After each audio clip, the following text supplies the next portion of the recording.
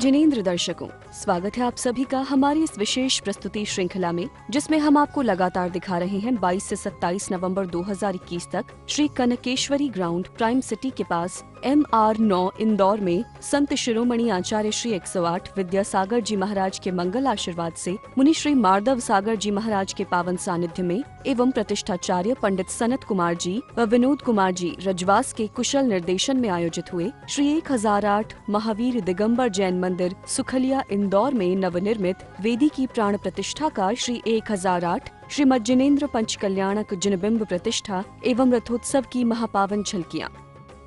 24 नवंबर 2021 को भगवान का जन्म कल्याणक मनाने के बाद 25 नवंबर 2021 की सुबह उसी उत्साह के साथ भक्तगण फिर कार्यक्रम परिसर में उपस्थित हुए भगवान का तप कल्याणक मनाने के लिए। सर्वप्रथम श्री जी का मंगल अभिषेक, पावन शांति धारा और पूजन विधान आदि किया। विनय पाठ के माध्यम से प्रभु का गुणगान करते अनेकों शावक शाविकाएं वास्तव में अलौकिक प्रतीत हो रहे थे।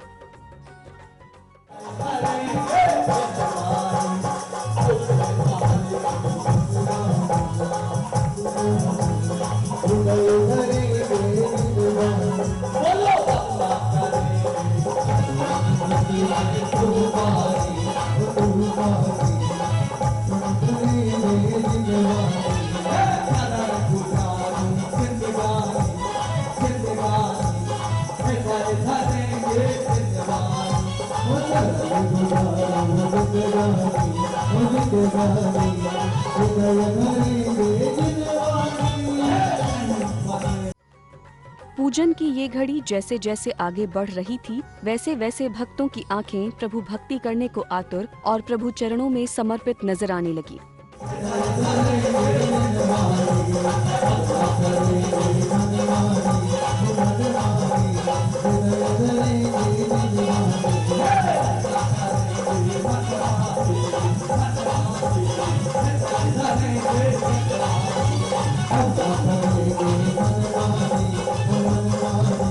इसी दौरान पूज्य गुरुदेव का कार्यक्रम स्थल पर मंगल पदार्पण हुआ और कार्यक्रम का कारवां आगे बढ़ा। भक्तों ने पूज्य गुरुदेव का पाद प्रक्षालन कर मंगल आशीर्वाद प्राप्त किया।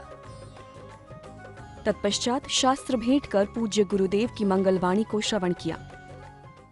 आज वो कल्याणक है जिससे आदमी का नया जन्म होता है। 2 बार जन्म होता है किसी लोगों का। पहला जन्म तो नैसर्गिक होता है, सबके हो जाता है जो जैसा जैसा कर्म करता है, मगर पहला जन्म भी बहुत मुक्ति प्राप्ति के लिए, तीर्थंकर बनने के लिए भारी प्रयास करना पड़ता है। वो प्रयास यदि जीवन में धर्म आ जाता है, देव शास्त्र गुरु का सानिध्य प्राप्त हो जाता है, तो सहज हो जाता है। उसमें सहजानंद आता है, चिदानंद आता है, सदानंद होता है। इस प्रकार से आनंद की प्राप्ति उसके माध्यम से होती है। तो आज दूसरे जन्म की बात करना है। पहला जन्म तो भगवान का कल ही हो गया था, कल की बात नहीं करना है। वर्धमान कहते हैं, वर्तमान की बात करो। तो वर्तमान की बात आज अपन को करके अपने जन्म को प्राप्त करने का प्रयास करना है। आप कहोगे हमारा जन्म तो हो गया है, तो अभी जो जन्म हुआ है वो इतना महत्वपूर्ण नहीं है। इस जन्म को महत्वपूर्ण बनाने के लिए जो दूसरा जन्म है, इसलिए मुनियों को दुर्जन्म कहा जाता है, दुज कहा जाता है। इस दौरान कार्यक्रम में पधारे श्रेष्ठी मान्यवरों द्वारा पूज्य गुरुदेव के श्री चरणों में श्रीफल भेंट कर मंगल आशीर्वाद प्राप्त किया गया। ये वाकई में तारीफ काबिल है और इस पंच कल्याण के लिए मैं आपको बहुत बहुत बधाई और शुभकामनाएं देता हूँ। इस प्रकार का जो समाज में एकता और धैर्य रखा है, ऐसा समाज हमेशा बनाए रखे, सबसे यही निवेदन है। बहुत बहुत साधुवाद, बधाई। तत्पश्चात विधान एवं पूजन की मंगल क्रियाओं को पूर्ण किया गया।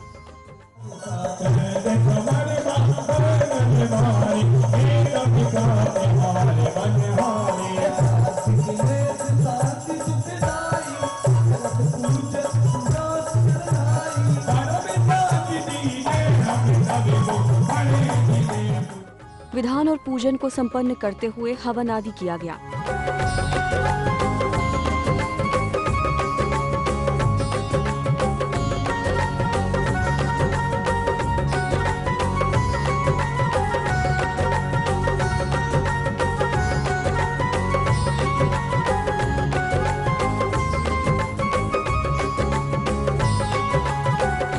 इसके उपरांत पंचकल्याणक की कृत्रिम क्रियाओं का दौर पुनः प्रारंभ हुआ। बालक आदि कुमार के युवा होने पर महाराजा नाभिराय अपने पुत्र का विवाह करने का विचार बनाते हैं।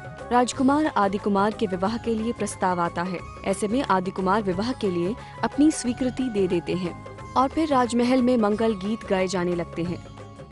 आपको ही प्राप्त करानी है, इस श्रेष्ठ कार्य को अति शीघ्र किया जाए।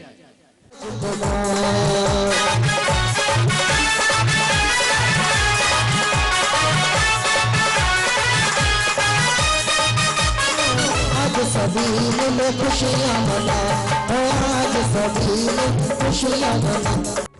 राजकुमार आदि कुमार के विवाह की तैयारी की जाने लगती है। इस संदर्भ में अन्यान्य प्रकार के दृश्यों के मंचन के उपरांत राजकुमार आदि कुमार की बारात निकाली जाती है।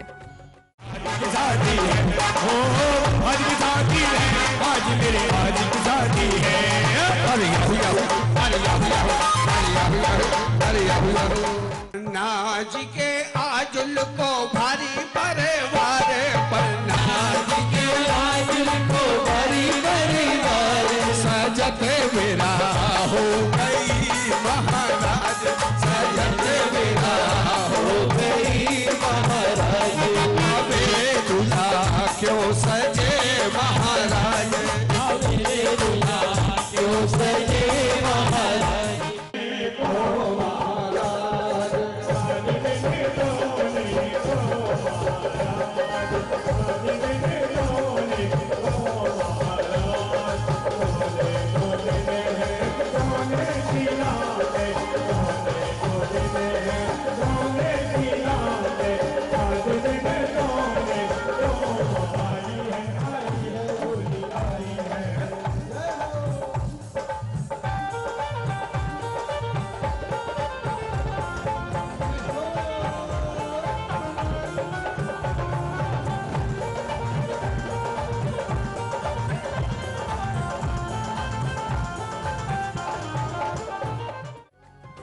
विधान के उपरांत राजकुमार आदि कुमार का राज्याभिषेक किया जाता है।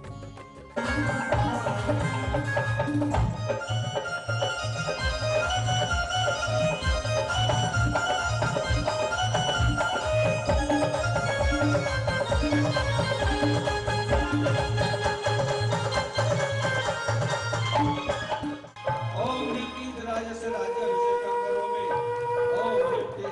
राज्याभिषेकं करोमि, ओम ऋतीराजस्य राज्याभिषेकं करोमि।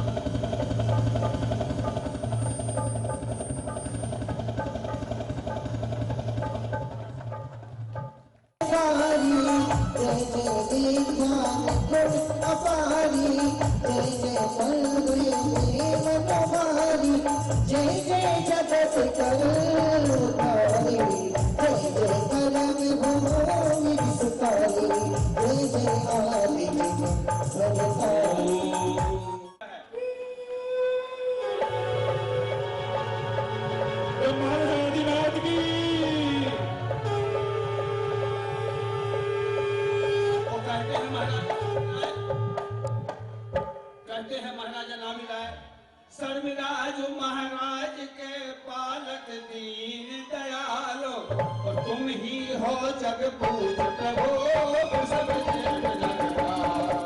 चलो रे चलो सब अयोध्या चलो, चलो रे चलो सब अयोध्या चलो।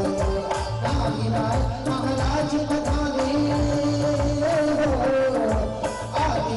महाराज पधारे, मिलकर खुशी मना लो, चलो चलो रे चलो सब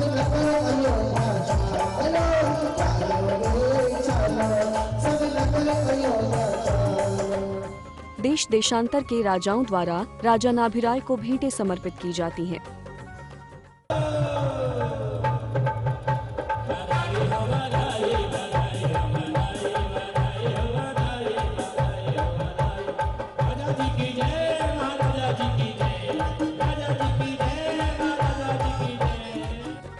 युवराज आदि कुमार का धूमधाम के साथ राज्याभिषेक किया जाता है और महाराजा नाभिराय द्वारा युवराज आदि कुमार को अपना सारा राजपाट सौंप दिया जाता है।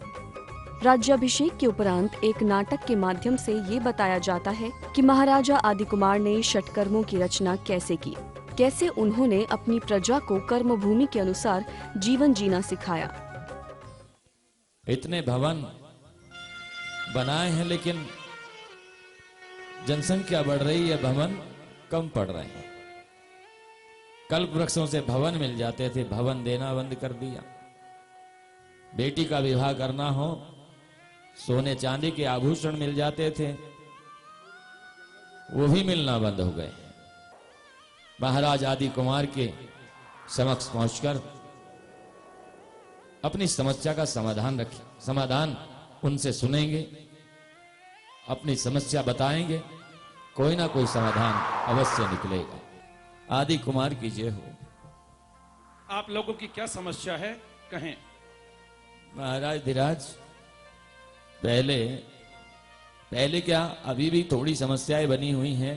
कल्प वृक्षों ने भोजन सामग्री देना बंद कर दिया है, वस्त्र आभूषण देने बंद कर दिए हैं। महाराज, कभी भी मैं बीमार नहीं पड़ता था।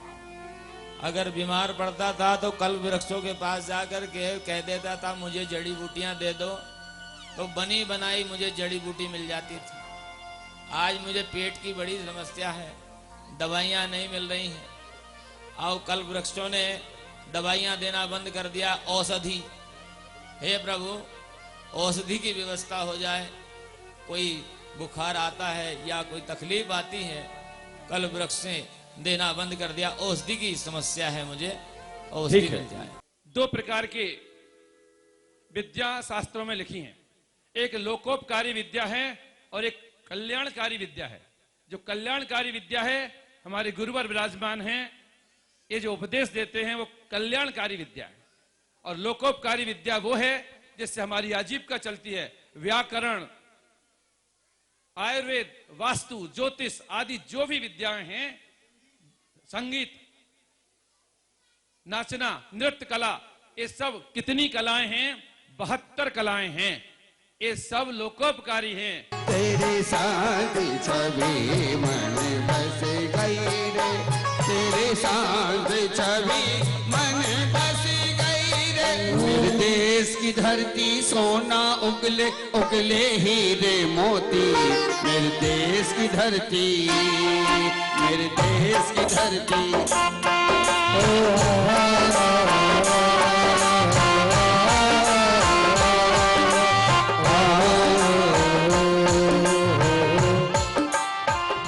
कार्यक्रम को गति प्रदान करते हुए एक दृश्य में दिखाया जाता है कि महाराजा आदि कुमार अपनी पुत्री ब्राह्मी और सुंदरी को अंक एवं लिपि विद्या का ज्ञान कराते हैं। ब्राह्मी जी पिताजी।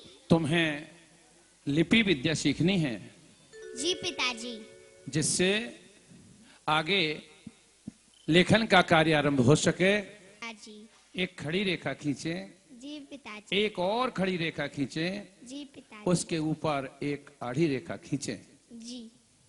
यह है लिपि विद्या के 2 अक्षर हैं, अ और आ। जी पिताजी। एक अर्धवृत्त बनाएं। जी पिताजी। एक खड़ी रेखा खींचे। जी पिताजी। उसके बाद एक बड़ा अर्धवृत्त बनाएं। जी पिताजी। उसके नीचे टेढ़ी तिरछी रेखा खींचें। जी पिताजी। उसके आगे एक छोटा अर्धवृत्त बनाएं। जी पिताजी। उसके नीचे एक छोटा अर्धवृत्त फिर बनाएं। जी पिताजी। और उसके नीचे फिर एक टेढ़ी तिरछी रेखा खींचें। जी पिताजी। ये अंक विद्या के पहले 3 अंक हैं, 1, 2 और 3। महाराजा आदि कुमार ने अपने शासनकाल में धर्म की प्रभावना करते हुए प्रजा को न्याय से जीना सिखाया। उनके जीवन काल के कई वर्ष बीत गए, लेकिन उन्हें वैराग्य नहीं हो रहा था। तब सौधर्म इंद्र ने एक दिन अल्पायु वाली नीलांजना नामक अप्सरा को राज दरबार में नृत्य करने के लिए भेजा। तीन लोक गाए आदिनाथ तेरी महिमा, जब तीन लोक गाए झूमे गगनधराधि,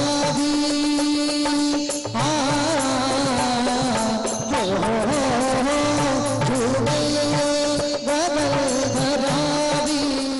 भगवान आदिनाथ समझ गए कि एक अल्प व्यय की अप्सरा की आयु समाप्त हो गई और मृत्यु को प्राप्त हो गई, और उसी समय दूसरी अप्सरा ने आकर के उसी धुन पर, उसी लय पर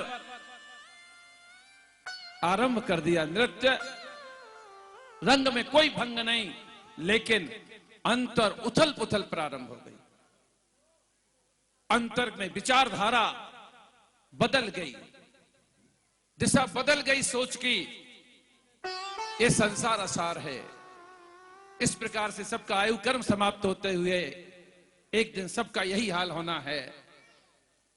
संसार में रहने के लिए कोई नहीं आता।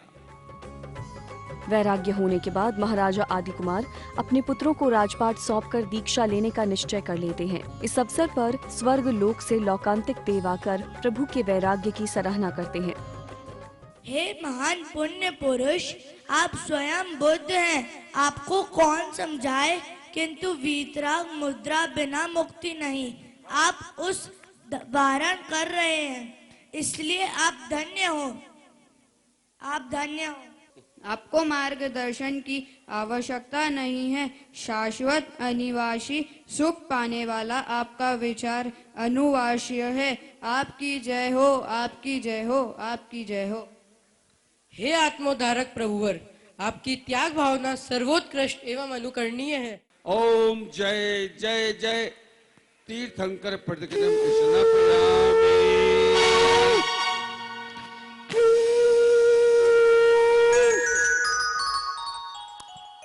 शंख की ध्वनि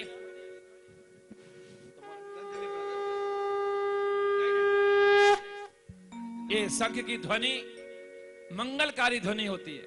जब मंगल के विषय में चर्चा आती है तो शंख की ध्वनि को भी मंगल कहा गया है।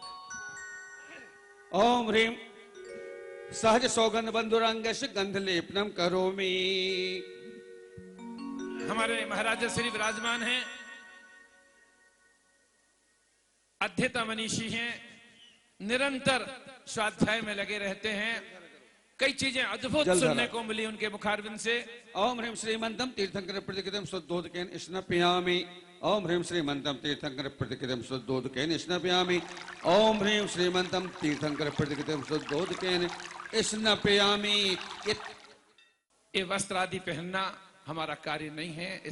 जब शरीर ही मेरा नहीं है, शरीर वैराग कई प्रकार का होता है, एक क्षणिक वैराग होता है। आपके मार्ग निर्देशन में मैंने जो भी सीखा है उसे मैं अक्षरशः पालन करूंगा। मैं संकल्प करता हूं कि राज के नियमों का पालन करूंगा, गुणीजनों का समादर करूंगा, राज के नियमों का उल्लंघन नहीं होने दूंगा। अनंत विजय का राज तिलक किया जा रहा। दृश्य बदल गया। अभी दृश्य देख रहे थे महाराजा नाभिराय का दरबार था, थोड़ी देर में देख रहे थे आदिनाथ का दरबार था, और अब थोड़ी देर में देख रहे भरत और बाहुबली का दरबार है। ऋषभ शयन का राज तिलक किया जा रहा। महाराजा आदि कुमार राजपाट, घर द्वार सब कुछ छोड़कर वन की ओर प्रस्थान कर जाते हैं। पिता नाभिराय और माता मरुदेवी के रोकने पर भी नहीं रुकते। वैराग्य के इन क्षणों को देख पंडाल में उपस्थित प्रत्येक श्रावक आत्मविभोर हो उठा।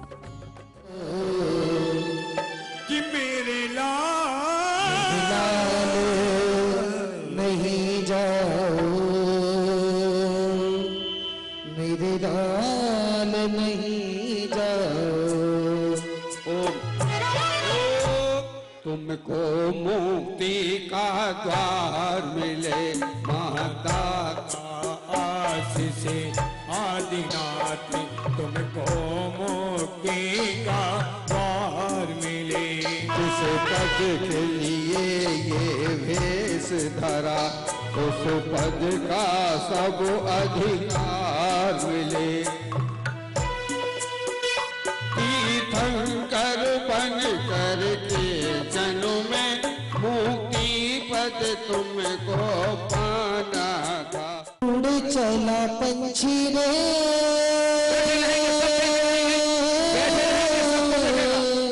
उड़ चला पंछी रे, हरी भरी डाल से। गुण निज में पावे, निजके गुण निज में पावे। वेद ज्ञान सामीत हमारा, वेद ज्ञान सामीत हमारा। संयम सबल सवारी हो, संयम सबल सवारी हो।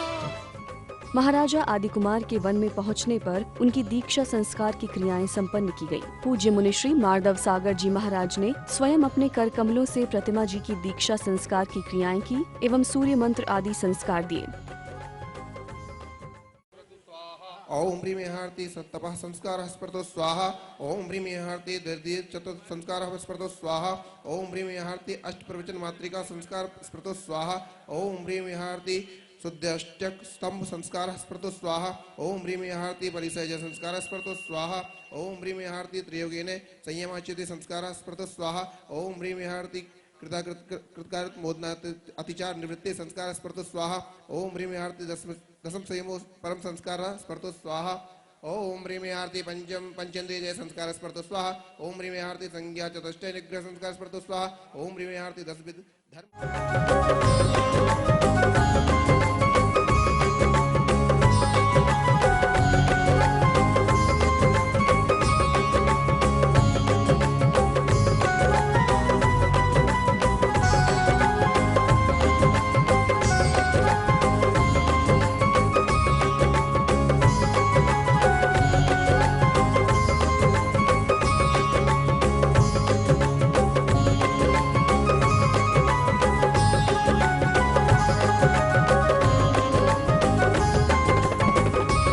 साथ ही पूज्य गुरुदेव ने भक्तों को अपने मंगल उद्बोधन से कृतार्थ भी किया। भगवान ऋषभदेव ने समुद्र तक फैली हुई धरती का त्याग कर दिया। वसुधा रूपी स्त्री का त्याग कर दिया और 2 स्त्रियों और थी इनकी निजी, नंदा और सुनंदा, जिनको यशोवती भी कहते हैं। नंदा का नाम यशोवती है, यशस्वती भी है। अन्य वेद पुराणों में यशोवती भी नाम मिलता है, श्रीमद् भागवत में। उनका भी त्याग कर दिया। उनसे उत्पन्न हुई जो संतान, उसका भी त्याग कर दिया। माता पिता का भी त्याग कर दिया। ये त्याग की चरम सीमा होती है, क्योंकि जिनके साथ रहे उनका त्याग जरूरी है। शांति के लिए घर परिवार का त्याग मुख्यतया किया जाता है। मोहल्ला वाले तो हल्ला ही करते रहते हैं, उनका त्याग करने की ज्यादा आवश्यकता नहीं है, वो दूर के हैं। संध्याकालीन बेला में मंगल आरती का आयोजन किया गया। वाद्य यंत्रों की मधुर लहरियों पर भक्तों ने खूब नृत्य किया।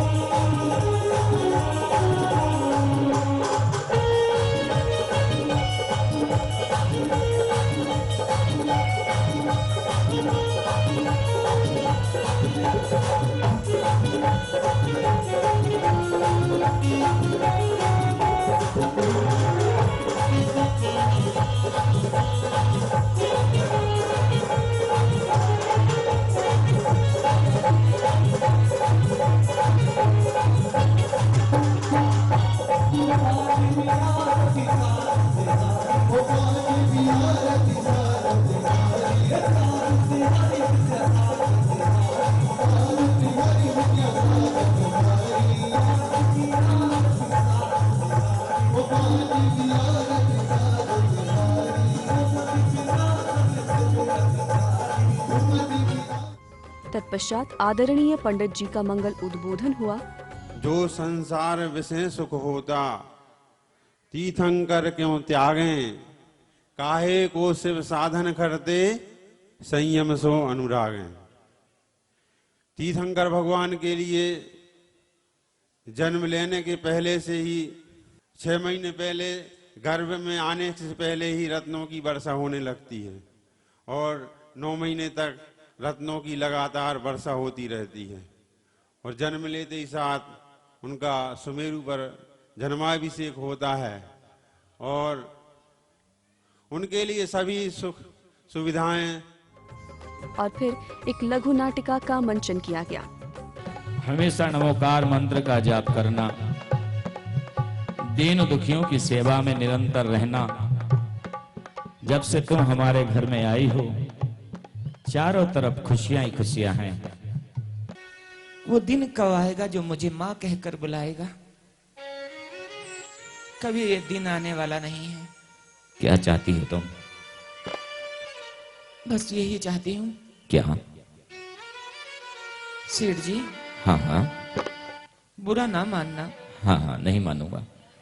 आप अपना दूसरा विवाह कर लो। क्या कहा? मैं दूसरा विवाह कर लूं? नहीं नहीं, ऐसा नहीं हो सकता। मंत्र नमोकार हमें प्राणों से प्यारा।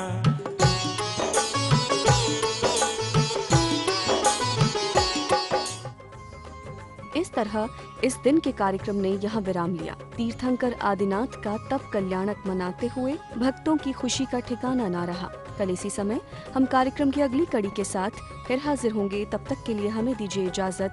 जय जिनेंद्र।